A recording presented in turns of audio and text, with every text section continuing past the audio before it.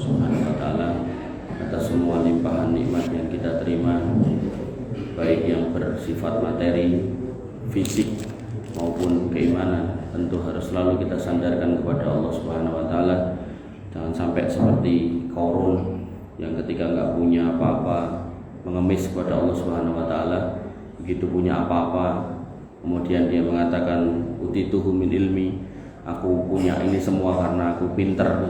Maka hakikatnya itu tidak benar, sehingga Allah Subhanahu wa Ta'ala membungkam kesombongan Qarun dengan ditenggelamkan ke perut bumi.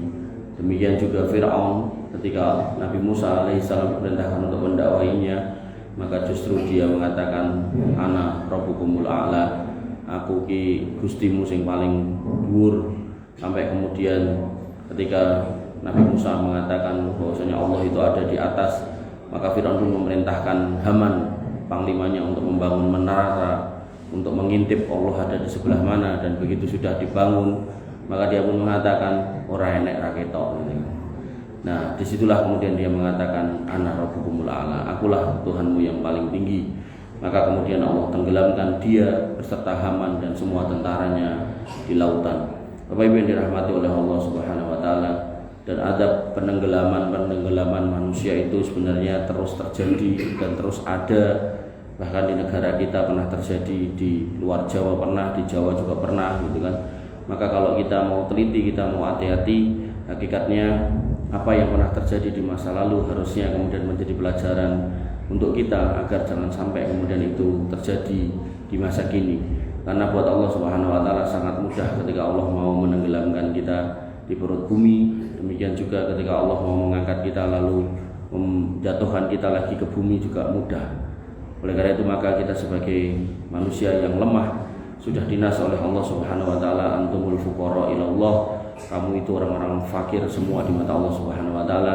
Sehingga sudah tepat kalau kita harus selalu senantiasa mengingat semua nikmat datang dari Allah Subhanahu wa Ta'ala, walaupun wasilahnya mungkin dengan berdagang, mungkin dengan bekerja, mungkin dengan diberi orang, mungkin dengan warisan dan seterusnya. Maka semua itu pada akhirnya kalau kita mau tarik garis lurus itu tetap bermuara kepada Allah Subhanahu wa Ta'ala. Maka orang yang beriman harus selalu senantiasa bersyukur atas semua yang Allah berikan, dan jangan sampai kemudian kita mengingkari nikmat-nikmat itu, di mana Allah menegaskan bahwasanya hambanya yang bersyukur itu enggak banyak, enggak lebih banyak daripada hambanya yang kufur. Wa qalilum min ibadiyas syakur, hanya sedikit hambaku yang bersyukur. Maka pentingnya majelis ilmu agar kemudian selalu mengingatkan diri kita akan hakikat kita itu siapa, agar jangan sampai kita lupa diri tentang diri kita siapa, sehingga kita lupa juga bahwasanya apa yang kita punya hakikatnya kembali kepada Allah Subhanahu wa Ta'ala. Bapak Ibu yang dirahmati oleh Allah Subhanahu wa Ta'ala, kita masih dalam pembahasan kisah bakti orang-orang terdahulu yang solih. Kita lanjutkan, yaitu kisah dari Usamah bin Zaid, bapaknya. Maka Usamah bin Zaid ini sebagian sahabat pada waktu itu menyebut sebagai cucu Nabi SAW, dan beliau punya gelar Hibbun Nabi SAW atau Hibbu Rasulillah SAW, yaitu orang yang sangat dicintai, kecintaan dari Nabi SAW. Dan saking cintanya Nabi SAW sampai sebagian orang menasabkan kepada Nabi SAW. Nah, tapi karena dilarang oleh Allah Subhanahu wa Ta'ala, maka tidak dijadikan atau tidak lanjut. Dan beliau SAW selain mencintai juga sangat percaya kepada Usamah bin Zaid itu. Saking percayanya sampai pada usia 18 tahun atau sekitar antara 18 atau 20 tahun, beliau pernah diamanai untuk menjadi panglima perang untuk melawan Romawi yang ada di Syam. Syam itu sekarang yo Suriah, Palestina, Yordania itu. Nah, dulu Romawi itu pusatnya di situ. Kemudian dulu negara yang besar pada zamannya itu, karena sekarang kan Amerika, Rusia, misal gitu, atau Cina gitu. Nah, dulu Romawi, kemudian Persia. Persia itu di Iran gitu. Nah, bangsa Romawi dulu pusatnya di situ, di Syam situ. Nah, kemudian Nabi SAW memilih Usamah bin Zaid yang masih umur belasan atau mungkin 20 tahun untuk kemudian berangkat memimpin pasukan. Dan sahabat-sahabat yang tua sebenarnya ragu gitu, koyo iso gitu kan. Tapi ketika Nabi yang memilih, tentu Nabi SAW memilih tidak berdasarkan kecondongan-kecondongan apapun, tapi lebih kepada pada petunjuk dari Allah Subhanahu wa taala. Dan benar pada masa Nabi SAW memang Usamah bin Zaid belum bisa mengalahkan Romawi pada masa itu. Tapi setelah wafatnya Nabi SAW pada masa Khalifah Abu Bakar, Usamah bin Zaid tetap diperintahkan untuk memimpin pasukan yang ada di sana dan mengalami kesuksesan besar dalam perang tersebut. Ini menunjukkan bahwasanya apa yang baik di mata Nabi SAW tentu baik kalau dilanjutkan oleh umat setelahnya. Dan ada satu kondisi yang sangat sangat penting yang disampaikan oleh para ahli sejarah, yaitu ketika Usamah bin Zaid dikisahkan sedang berperang melawan orang kafir, maka orang kafirnya itu pun terdesak, dan kemudian dalam kondisi terdesak dia mengucapkan syahadat, sama Usamah bin Zaid ini malah dihabisi gitu. Dan berita itu sampai kepada Nabi SAW, dan kemudian Nabi mengatakan kepada Usamah bin Zaid, kenapa kamu membunuh orang yang sudah bersyahadat? Dengan pernyataan seperti itu saja, maka Usamah bin Zaid ini selalu terkenang.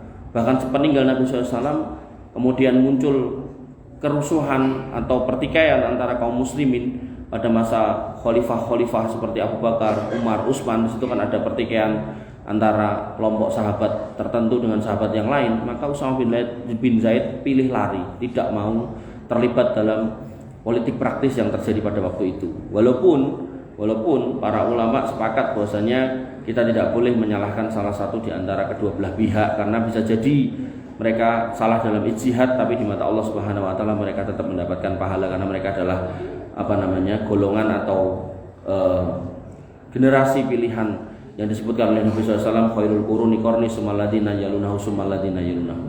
Sebaik-baik masa adalah masa ketika aku ada, lalu kemudian setelahnya dan setelahnya. Maka para sahabat pada waktu itu sempat mengalami konflik sehingga mereka bertikai satu sama lain dengan kelompok-kelompoknya. Maka Usamah bin Zaid pilih lari, tidak ikut. Nah, ingat sekali pesan Nabi SAW, kenapa kamu membunuh orang yang sudah bersyahadat. Bapak Ibu yang dirahmati oleh Allah Subhanahu wa taala, Usamah bin Zaid tidak hanya dikenal berani di medan perang, tapi juga punya kelembutan, kedermawanan, dan kepatuhan terhadap ajaran Islam. Dan beliau memiliki reputasi yang sangat baik sebagai pemuda atau sahabat yang solih dan taat dalam beragama.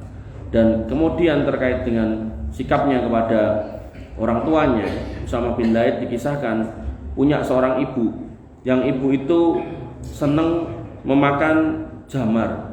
Jamar niku cara tebok niku sing tengah ini kok. Namanya apa Pak Rahman? Ares. Napa namanya? Ares. Oh. Jadi nek wit napa niku wit kurma niku nek dikelokopi niku tengah niku enten tengah ngoten niku. Tengah enten tengah. Kok tengah enten sing ngoten niku. Lah niku saged diketok-ketok empuk.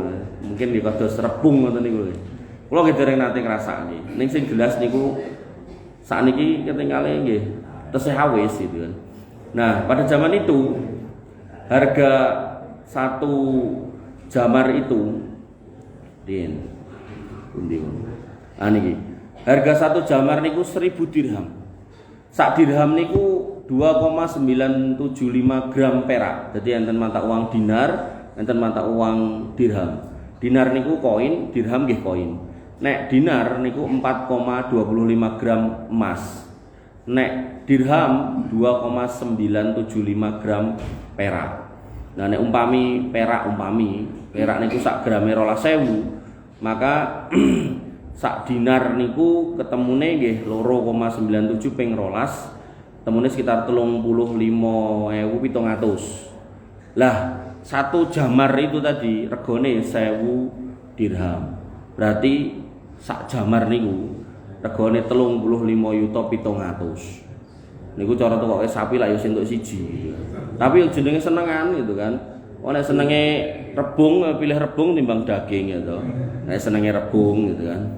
Nah, maka begitu senangnya ibunya ini dengan jamar, maka Usamah bin Zaid juga rela nek punya duit mesti ditukokke. Pokoknya anggar duit tukokke.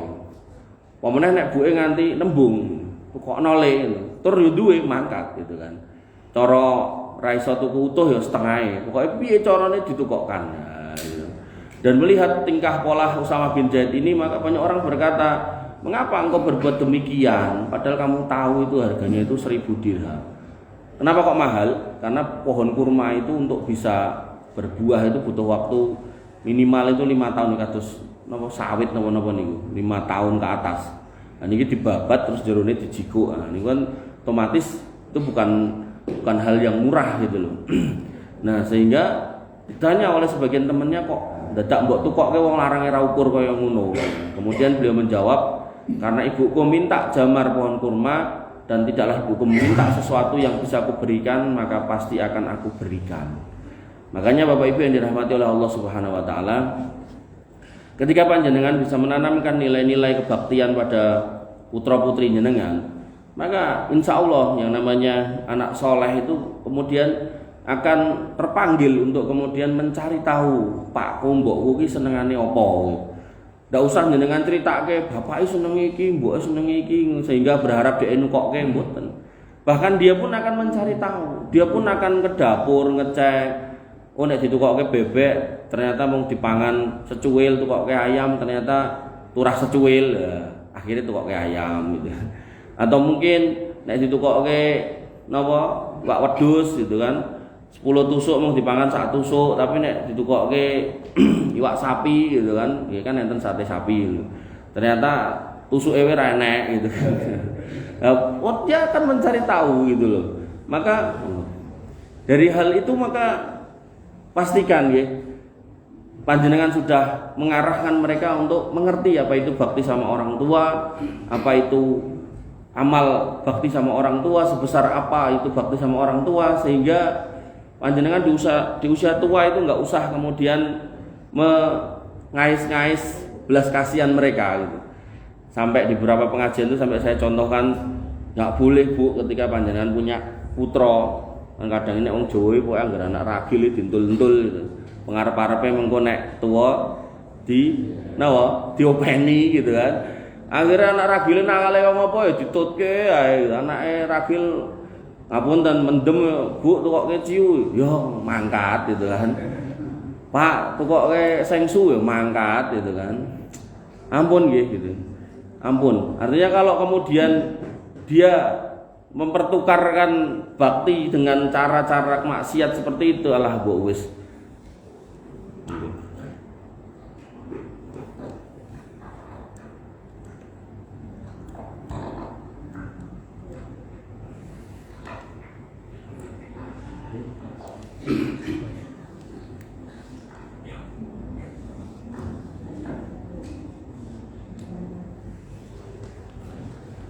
Artinya kalau kemudian dia mempertukarkan kebaktian dengan maksiat seperti itu, jangankan kok maksiat, sih nggak maksiat aja nggak boleh gitu kan. Maka lebih baik panjenengan pasrahkan saja dia kepada Allah Subhanahu wa taala. Nggih, terus jenengan berpasrah kepada Allah Subhanahu wa taala, jangan sampai nggih jenengan kemudian menyerah kalah kepada putra-putra jenengan naudzubillah untuk kemudian melakukan kemaksiatan-kemaksiatan seperti itu. Insya Allah Ustaz. Pokoknya kalau jenengan tawakal kepada Allah Subhanahu wa taala, jenengan ajari dengan benar, jenengan doakan gitu kan, insya Allah mereka akan tertata oleh Allah Subhanahu wa taala agar kemudian menjadi anak-anak yang berbakti, dan tentu perlu pengajaran. Bapak Ibu yang dirahmati oleh Allah Subhanahu wa taala, kisah berikutnya yaitu dari seorang tabi'in Muhammad ibnu Sirin. Muhammad bin Sirin ini lahir di Basrah, Irak, dan kemudian dikenal sebagai ulama yang memiliki keahlian dalam menafsirkan mimpi, sampai ada kitab tafsir Al-Ahlam, walaupun sebagian ulama meragukan kalau itu tulisan Muhammad ibnu Sirin. Ala kulli hal, beliau ulama yang terkenal pada zamannya, bahkan sampai sekarang namanya juga masih terkenal di kalangan ahli ilmu, Muhammad bin Sirin.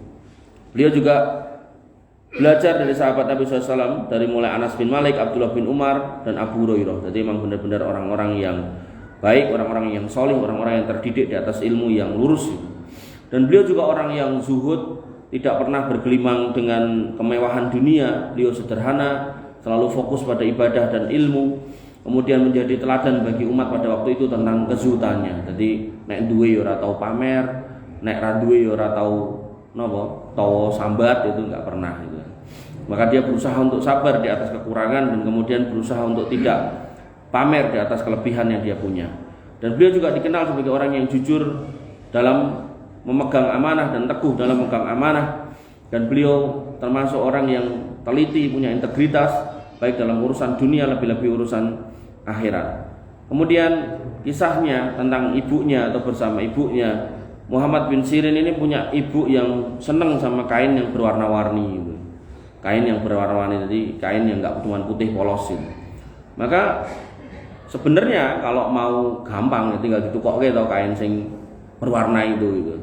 Tapi Muhammad bin Sirin ini punya sikap yang rada spesial itu. Jadi pertama beliau selalu mencari kain yang terbaik dulu. Kain yang terbaik ya pokoknya paling istimewa, larang bayar itu. Dan dengan catatan memang punya yang buat bayar itu. Begitu sudah didapat, terus sama ibunya warnanya ra cocok, ya beliau warnai gitu. Jadi nek misal buke kersane warna biru ya biru, hijau ya hijau gitu.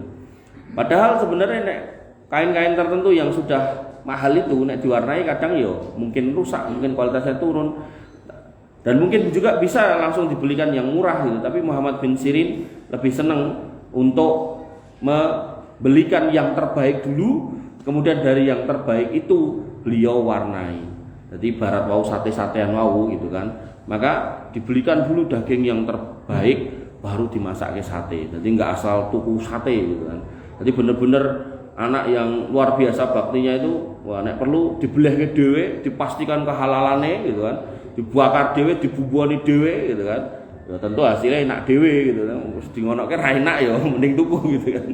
Nah, maka dalam hal ini Muhammad bin Sirin sampai seperti itu demi menyenangkan ibunya, sehingga ibunya mendapati kain sesuai dengan warnanya dan kondisi kainnya juga terbaik. Jadi orang lain nggak punya, biasanya ibu-ibuan senengnya nek duwe rasukan niku kan beda, ora nek sing ngembari gitu. Paling anyel nek mlaku bareng ketemu papasan warnane padha, modele padha gitu. Terus ana sing ngluroi gitu. Iki mesti pengajiane padha. Baru ki nesu karo bojone. Bapak Ibu yang dirahmati oleh Allah Subhanahu wa taala, termasuk sikap yang dikenal yang ditulis dalam Syiar Alam An-Nubala karya Ad-Dahabi tentang Muhammad bin Sirin, perlakuannya kepada ibunya. Beliau nggak pernah bersuara banter kepada ibunya, bahkan dikenal atau disebut oleh sebagian orang, beliau kalau ngomong sama ibunya lebih mirip kayak orang yang bisik-bisik daripada orang yang ngomong gitu. Ini menunjukkan bahwasanya orang yang terdidik di atas ilmu, sekali lagi yang saya sampaikan tadi, itu gak usah dikandani kowe kudu bakti ngene. Dia pun akan mencari cara gimana caranya berbakti, apalagi ketika orang tuanya itu sudah ada di ujung usia, dia gak akan pernah melewatkan sedetik pun untuk kemudian menyia-nyiakan masa orang tuanya untuk berlalu. Dan itu terjadi pada Iyas bin Muawiyah, di mana dia adalah seorang ulama dan hakim yang sangat terkenal pada masa itu di era dinasti Umayyah.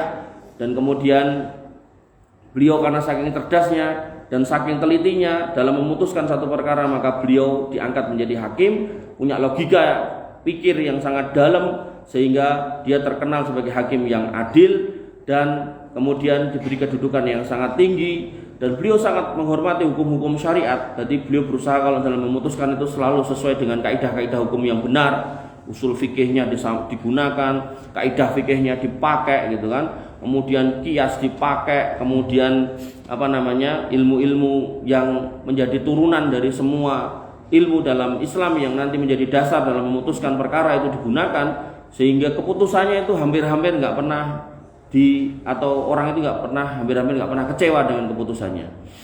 Dan beliau punya cerita dikisahkan oleh Humaid. Dia mengatakan tatkala ibu Iyas bin Muawiyah meninggal dunia, maka seorang Iyas yang punya kedudukan yang sangat tinggi, seorang hakim yang sangat dihormati, beliau menangis. Kenapa menangis? Ditanyakan oleh temannya tadi, kenapa engkau menangis? Maka Iyas bin Muawiyah mengatakan, aku dulu punya 2 pintu surga yang terbuka, dan pintu itu terbuka selalu untukku untuk menuju surga. Tapi sekarang ketika ibuku meninggal, pintu itu salah satunya sudah tertutup. Sehingga disitulah Iyas bin Muawiyah merasa sedih. Dan ini yang tadi saya bilang, bahwasanya ketika seorang anak itu sudah terdidik dengan benar, mengerti apa itu arti kebaktian, harus gimana menjadi anak yang berbakti, kemudian berapa pahala atau besarnya pahala dalam bakti kepada orang tua, maka nggak usah jenengan ajari kowe kudu ngene ning aku ngene mboten. Dia akan mencari dewi caranya tuh piye carane gitu kan. Bahkan mungkin dia akan melipir dewi entah goleke napa, entah nyepake napa gitu kan.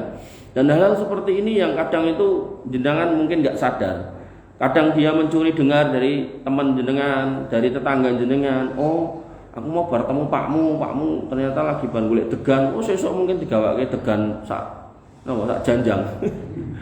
Maka hal-hal seperti ini perlu jenengan pahami untuk kemudian jangan semata-mata berharap sama anak, tapi kita cek dulu, sudahkah kita tanamkan ilmu-ilmu itu kepada mereka, sehingga nanti di usia-usia mereka ketika jenengan butuh, mereka akan terpanggil dengan sendirinya di atas ilmu, bukan di atas paksaan. Makanya saya kalau melihat ngapunten nggih, orang tua yang tidak menanamkan nilai-nilai kebaktian kepada anaknya, terus sakderenge sedo wis ngedum napa? Dereng sedo. Ngedum bondo gitu kan. Nganti entek gitu. Kula nek didaluki pertimbangan mesti kula penging. Ampun gitu. Mengko nek entek tenan gitu kan. Wis jenengan mboten kajen gitu. Kenapa saya ucapkan gitu? Lah karena saya melihat mungkin beliau ini enggak didik anaknya dengan baik. Dan benar, begitu ditumtek ya wis anaknya merasa enggak ada kepentingan untuk ngurusi wong tuane. Makanya wis dijarke keleleran sak karepe gitu loh. Dan itu banyak saya lihat. Beda halnya dengan kemudian ketika anak ini sudah terdidik dengan baik di atas ilmu yang benar. Maka mau jenengan dom sebelum jenengan sedo atau bahkan nanti setelah sedo pun dia tetap akan berada di koridor yang baik. Bahkan ketika jenengan mengatakan wis gandengku sing ngopeni aku dulurmu ora, iki PN kabeh, mungkin dia enggak akan nglawan jenengan, tapi begitu jenengan sedo tetap didom karo dulure karena dia di atas ilmu. Ngoten. Maka pentingnya menanamkan nilai-nilai itu kepada putra-putra panjenengan agar jangan sampai ketika sebagai orang tua ke orang tuanya dolimi anak-anak sing liyane terus dia malah dukung, mboten, itu nanti jadi masalah di akhirat. Makanya orang-orang tua yang nggak dapat ilmu atau nggak punya ilmu juga kadang itu ya sebenarnya salah sama anaknya, tapi anak pun juga nggak boleh balas kesalahannya. Makanya Sabtu yang lalu saya ngisi ten bulu niku kan temane nggih bakti sama orang tua ngoten niku. Niku enten wis jelasé macam-macam niku ya karo ngelirik itu enek bocah nang pojokan ngono. Pak kurang ngono. Kula nganti ngetekke cangkeme. Obahe mulute niku lho. Dadi dhek kaya napa meluapkan kebencian sama bapaknya. Sampai bertanya pun dhek enggak mau tanya sendiri. Sebelah suruh takok, dibisiki. Bagaimana kalau bapaknya enggak pernah ngurusi gini. Ya tetap harus berbakti. Begitu saya jawab ke temennya sebelah itu rupane wis beda gitu. Ya wegah gitu-gitulah pakai bahasa-bahasa anyel gitu karo wong tuane itu. Makanya orang tua yang dolim niku enten. Dan anak yang solih itu akan kemudian meluruskan orang tua yang dolim. Dia tidak akan kemudian membenarkan kedoliman anak itu. Kedoliman orang tuanya, maaf. Bapak Ibu yang dirahmati oleh Allah Subhanahu wa taala. Niku kisah 3 orang salaf terdahulu. Lalu ada lagi mungkin yang pernah saya singgung di sini sekilas, yaitu Abu Kilabah. Abu Kilabah ini juga punya anak yang luar biasa sabarnya sama bapaknya. Seorang periwayat hadis adalah Abu Kilabah, dan para ulama hadis mengenal Abu Kilabah sebagai salah seorang periwayat hadis karena beliau sahabat dari Anas bin Malik yang banyak meriwayatkan hadis dari Nabi SAW. Dan nama Abu Kilabah sering disebut di dalam kitab-kitab hadis. Jadi saya ada aplikasi kitab-kitab hadis ngoten, ketika saya masukkan Abu Kilabah niku karep kula pengene metu critane tentang Abu Kilabah, tapi mboten. Justru saya metu niku hadis tertentu riwayat Abu Kilabah, di dalamnya ada sanad, ada Abu Kilabahnya banyak gitu kan. Nah, beliau punya nama Abdullah bin Zaid Al-Jarmi, dan beliau adalah ahli ibadah, ahli zuhud yang dulu pernah tinggal atau berasal dari Basrah. Dan kemudian beliau singkat cerita wafat di Syam pada masa kekhalifahan Yazid bin Abdul Malik. Dikisahkan ada seorang tentara pada masa itu bernama Abdullah bin Muhammad. Beliau berkata, aku keluar menuju tepi pantai untuk memantau kawasan pantai. Jadi ini tentara perbatasan, tentara yang dikirim untuk menjaga perbatasan wilayah kaum muslimin. Coro ten Indonesia yo tentara-tentara sing ten perbatasan Malaysia, perbatasan Papua Nugini ngoten niku. Nah, kemudian aku keluar menuju pantai dan memantau wilayah pantai dari kedatangan musuh. Tatkala tiba di tepi pantai, tiba-tiba aku berada di sebuah dataran lapang di suatu tempat di tepi pantai. Dan kadang enten laut, terus enten pantai, terus enten daerah sing kosong ngoten nggih. Nah, begitu dipantau kok ning kono enek tendo. Di dataran tersebut ada sebuah kemah yang di dalamnya ternyata terdapat seorang yang telah buntung kedua tangannya dan kedua kakinya. Jadi pada zaman itu saat ini nggih enten penyakit namine kusta. Kusta niku enten dua model, kusta kering kalih kusta basah. Nek kering ngapunten niku piyaine belang-belang ngoten niku. Mami kula ireng niku terus tiba-tiba terus dadi putih ning blentong-blentong. Mboten panu mboten, tapi meh sawak gitu. Nah, itu yang terjadi pada nek jenengan masih ingat sinten? Uwais Al-Qarni. Nah, adapun pada Abu Kilabah niki yang basah. Jadi kena penyakit itu tur bisa prutul-prutul, drijine prutul segala macam. Itu pernah mewabah di beberapa daerah di Indonesia. Nah, nggak cuma di situ, tangannya wes buntung, kemudian kakinya juga buntung. Otomatis jika nopo-nopo ya ora iso. Wong kadang niku nek kita duwe niki driji gangsal niki nek jempole ilang wae wis angel lho Pak njikuk lho. Niki jek iso mergo enteng, coba nek abot piye ngene. Angel jempol niki sing vital niku. Anjenengan aja ngegas motor ngene apa ya iso. Tetep butuh jempol to. Niki wis ra enek. Jadi otomatis sing ngopo-ngopo ra iso gitu kan. Kemudian kaki juga sama, nggak bisa. Dan diperparah lagi pendengarannya telah lemah. Berarti napa? Sudah rungu. Terus matanya juga sudah rabun. Jadi nggih pun sudah tinggal, sudah rungu, sudah tinggal. Dan tidak ada satupun anggota tubuhnya yang bermanfaat buatnya kecuali lidahnya atau lisannya. Artinya dia arep ndinding ndi yo ora iso, arep ngopo-ngopo yo ora iso gitu kan. Arep nyawang sapa-sapa yo ora iso, ngrungokke apa-apa yo ora iso, komplit gitu. Komplit plit. Yang tersisa cuman lisannya, lidahnya, mulutnya. Jadi nek nganti krungu jek iso dijak ngomong. Ning kan jenenge wong rada SP sudah pangrungon, berarti kan nek ngomong nggih rada napa? Banter, alon-alon ra iso gitu kan. Nah, maka orang itu tadi yang di dalam tenda tadi menurut Abdullah bin Muhammad itu diinceng loh jenenge pasukan loh, nginceng, jangan-jangan ancaman kan gitu, diparani. Ya wis siap cara pasukan ini pun siap senjata nek enten napa-napa ya siap gelut wong namanya menjaga perbatasan harus memastikan apa orang yang di dalam negerinya itu aman gitu toh.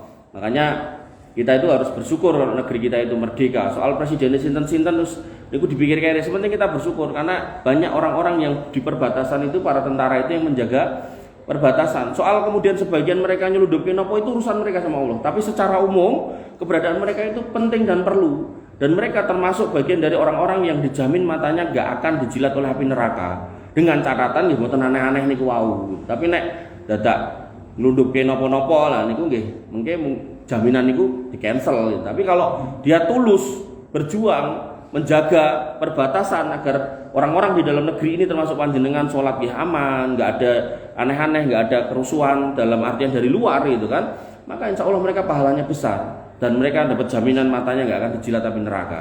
Termasuk jenengan-jenengan sing sok napa pos kamling niku lho. Nah, pos kamling tapi nek pos kamling karo nyenggeki peleme tanggane lah. Rugi pahalane gitu kan. Gari ngomong itu mesti dikei apa yo nek ditembung Pak Yamto apa ya ora dikei. Mesti dikei lah gitu. Nah, ternyata orang itu begitu diinceng, orang itu dalam kondisi ra duwe tangan, ra duwe sikil, pomon duwe ya buntung, kemudian mata yang sudah tidak permono, telinga yang sudah tidak tajam mendengar, mulutnya masih bisa mengucap, dia pun mengucap Allahumma auzi'ni an ahmada hamdan ukafi bihi sukra nikmatikal ladzi an'amta biha alayya wa faddal tani ala kasiri min man khalaqata tafdila.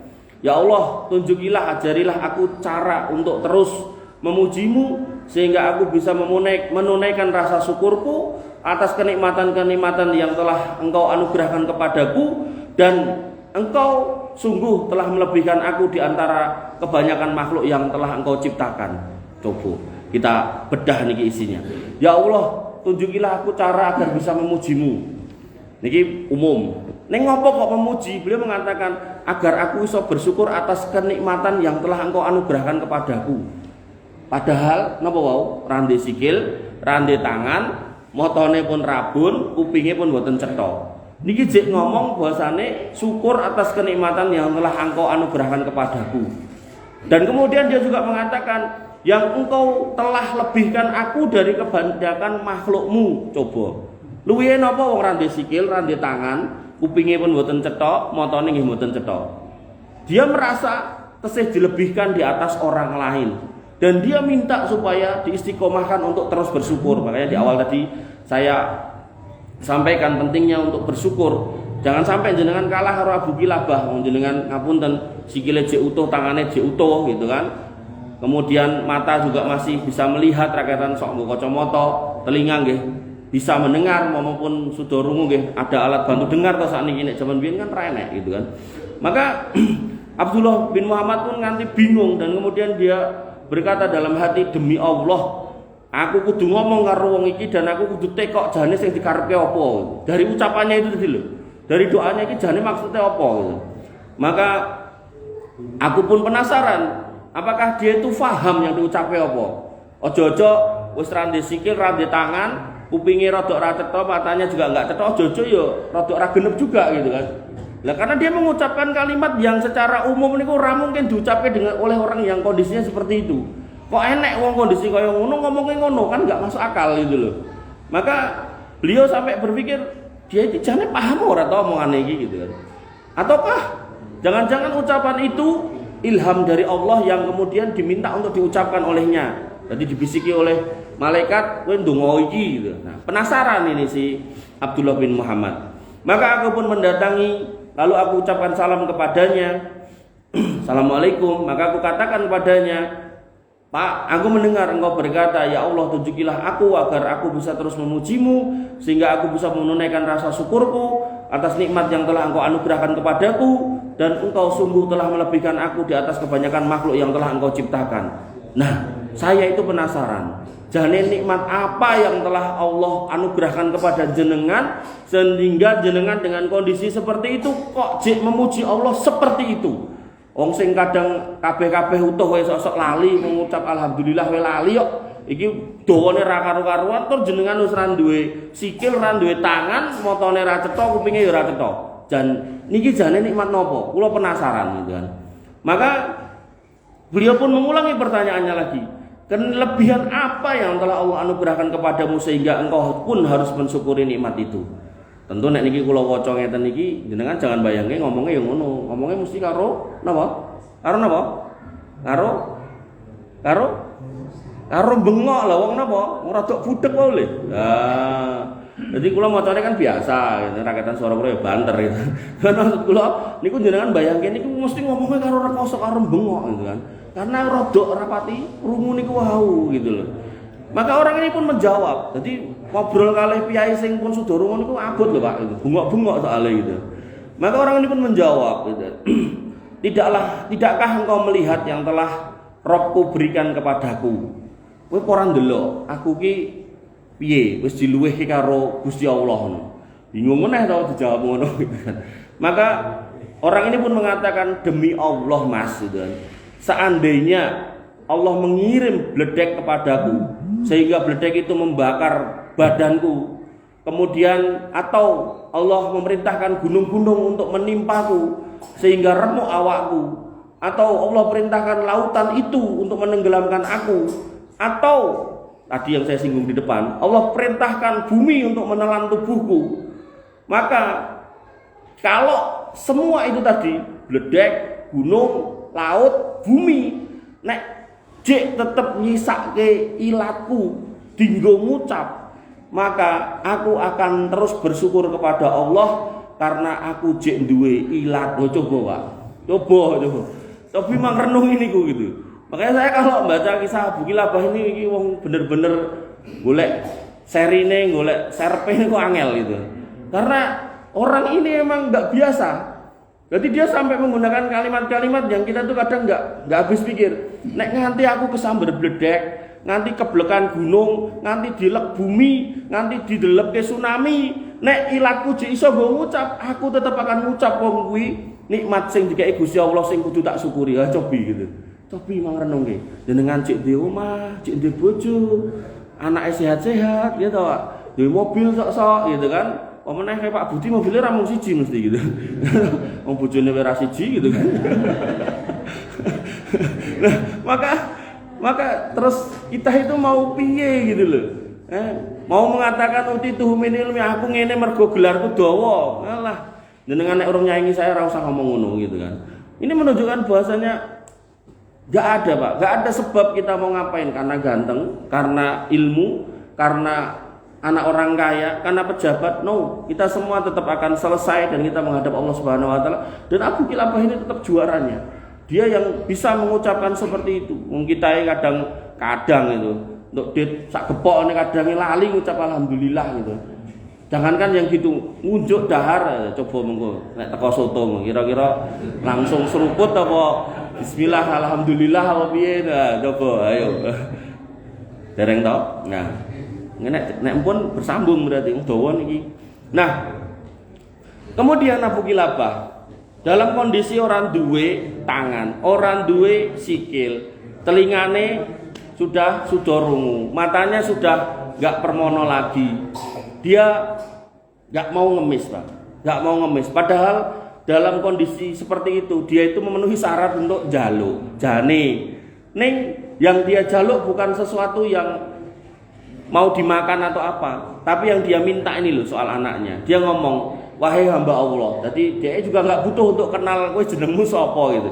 Dia langsung, wahai hamba Allah, engkau telah mendatangiku, maka aku perlu bantuanmu. Gandeng kowe wis rene, aku meh njaluk tulung. Nah, jane niki nek meh njaluk tulung, njaluk dit ya entuk, njaluk panganan ya entuk. Jane wong kondisine udah kayak gitu. Nah, jadi ngemis itu dalam Islam hukum asalnya haram kecuali dalam kondisi terdesak. Terdesak itu pripun? Darurat. Darurat niku pripun? Jenengan nek ra ngemis niku mengke mati, lah niku boleh. Contoh pripun? Wis luwe bianget gitu. Luwe bianget wong ora mangan wis semaput gitu. Jenengan ngemis entuk. Tapi nek pun dikei nggih dahar gitu kan. Terus pun dimangan pun wareg, mboten entuk melih ngemis. Nah, kula nate ngetes pengemis wonten niku. Mangkat dinas dhek nggo payung pun bedaan ibu-ibu gitu kan. Sepuh gitu kan mangkat. Nah, kula nembe ten napa warung sego goreng niku. Paring-paring Mas, pun lenggah mriki mawon dahar itu. Anu saya udah makan. Berarti pegah itu sudah makan. Oh nggih pun aku ya wis nggih pun berarti kan mesti do mangan wis mangan ya wis pun nggih pun itu kan. Lunga dek balik meneh itu. Kalau dibungkus boleh enggak? Niku lho modelan ngoten niku lho. Berprofesi pengemis itu lho yang enggak boleh, Pak. Nggih, termasuk dadi silver queen silverman ya kayak ora itu. Nah, kemudian gandeng kowe tekan kene Mas, lah aku njaluk tulung. Nah, kowe yo delok keadaanku koyo ngene. Aku ora mampu, ora iso ngewangi awakku dhewe, tur aku yo ora iso mencegah bahaya dari diriku. Jadi cara enek ula aku yo ora iso nglawan, ora iso nutuk wong yo ora ndek tangan, cara arep mlayu ora iso, ora ndek sikil, iso aku yo mung ning kene iki ndonga kae mau gitu kan. Maka aku ora iso apa-apa, aku gak bisa berbuat apa-apa. Nah, dan sampai di sini jane si Abdullah bin Muhammad mau ya penasaran kok kowe urip ra mati ya gitu loh jane. Ning bapak ini terus melanjutkan omongannya. Lah, aku ki sakjane duwe anak lanang sing selalu ngewangi aku. Nah, mulai terjawab toh kalau kemudian nikmat yang datang kepada Abu Kilabah ini dibawa oleh anaknya. Nah, aku jane duwe anak sing nglayani aku. Nah, bahkan anakku kuwi mau. Ini catatannya, Pak. Anak sing berbakti iki lho. Jadi ketika wong tua udah bener-bener gak bisa apa-apa, maka anak ini dikatakan oleh Abu Kilabah, aku memiliki anak yang selalu melayaniku. Nah, butuh apa dicukupi, butuh apa diewangi. Beliau mendetailkan saat tiba waktu sholat dia mewudukan aku. Ini penting. Kadang anaknya disambati Pak Mboke le jigoke banyu nggo wudu. Udah wudu wae gitu kan, rasa wudu tayamum bae gitu. Padahal banyu nenek, enggak boleh ngoten nggih. Maka ketika aku pun lapar, dia yang menyuapiku. Jadi dia pastikan semua itu atas izin Allah melalui anaknya. Dan kalau aku haus, dia yang memberiku minum. Namun ini sudah 3 hari aku kehilangan anakku. Maka tolonglah engkau cari kabar tentang anakku. Semoga Allah merahmati kamu, Mas. Coba, udah 3 hari nggak makan, nggak minum, kan ngoten logikane. Termasuk ora dijikokke banyu nggo wudu. Pomo dijikokke didekek ning ngarepe ya ora iso iklik-iklik wong tangane renek gitu kan. Maka ini udah 3 hari nggak ada bantuan. Tiba-tiba nongol Abdullah bin Muhammad. Aku kudune kan jaluk langsung aku luwe jaluk mangan jaluk kowe kan iso. Ini enggak. Makanya seorang ulama itu berusaha untuk sedemikian rupa orang bakalan ngemis kepada siapapun. Nah iso bertahan dia nggak bakal ngemis. Tapi kalau memang kepepet jane ini sudah memenuhi syarat, tapi beliau tetap nggak mau. Beliau pilih minta tolong golekno anakku sing gawe ndulang aku, ngekeki ngombe aku, njikokke banyu wudu aku, sing gawe ngladeni aku. Disebutkan 4 hal ini. Golekno. Wis 3 dina pamit lunga ora bali. Dan kalau ini anak yang berbakti, ora mungkin niku minggat, ora mungkin. Mesti enek alangan. Nah, ora mungkin, Pak. Makanya tadi di awal saya ingatkan berkali-kali, monggo kita tanamkan nilai-nilai kebaktian kepada putra-putra kita agar jangan sampai dia minggat gitu loh. Lari dari tanggung jawabnya. Benar dengan tanggung jawab mereka nanti ketika jenengan sudah nggak bisa apa-apa. Neng kalau mereka nggak terdidik untuk itu, wes lunga, sumingkir. Neng niku wau kados sing kula critakake. Engko nek jenengan pun mboten enten wayah dum-duman warisan, ya moro gitu kan. Jatahku ndi gitu kan. Nek kok maka beliau kemudian berkata, demi Allah, ya, si Abdullah bin Muhammad mengatakan, demi Allah, tidaklah seorang berjalan menunaikan keperluan seorang saudaranya dan dia memperoleh pahala yang sangat besar di sisi Allah. Lantas pahala seperti apalagi besarnya yang akan didapatkan untuk orang yang membantu orang yang model kayak gini. Orang yang sudah dalam kondisi nggak punya apa-apa, dalam artian organ fisiknya udah tidak berdaya, kemudian dia selalu berzikir kepada Allah Subhanahu Wa Taala dalam kondisi dia sudah 3 hari nggak makan, makanya aku nganti ngewang ini pahalanya gede banget. Bahkan Nabi SAW pernah bersabda dalam sebuah hadis terkait dengan kebaikan kepada sama muslim, ketika kamu itu mau keliling marani dulur-dulur jenengan, ya dulur di sini dulur seiman ya. Artinya kalau di dekat tetangga-tetangga jenengan cek gitu kan. Mana yang mereka butuh dan butuhnya apa jenengan bantu. Oh, ada tetangga randuwe beras dikai beras, enek tetangga randuwe ndok dikai ndok, misal enek tangga ora kuat bayar listrik, kata Nabi SAW, itu lebih baik daripada umroh 1 bulan itikaf 1 bulan. Padahal itikaf Ramadan ini kan mau 10 dino. Maka Nabi mengatakan daripada itikaf 1 bulan. Rampung. Maka beliau Abdullah bin Muhammad bersumpah demi Allah, nek aku nganti ngewangi Pak iki nganti tak lakoni. Jadi untuk memotivasi dia gitu loh. Wih mesti pahalaku gede banget gitu kan. Maka dia pun berjalan mencari anak orang tersebut hingga tidak jauh dari tempat itu, dan dia sampailah di suatu gundukan pasir. Dan di gundukan pasir itu insya Allah kita lanjutkan minggu depan. Bapak Ibu yang dirahmati oleh Allah Subhanahu Wa Taala, dawa nih ya, mbok bilih cekap semanten ingkang saged kula aturaken kirang langkungipun nyuwun pangapunten, semoga bermanfaat.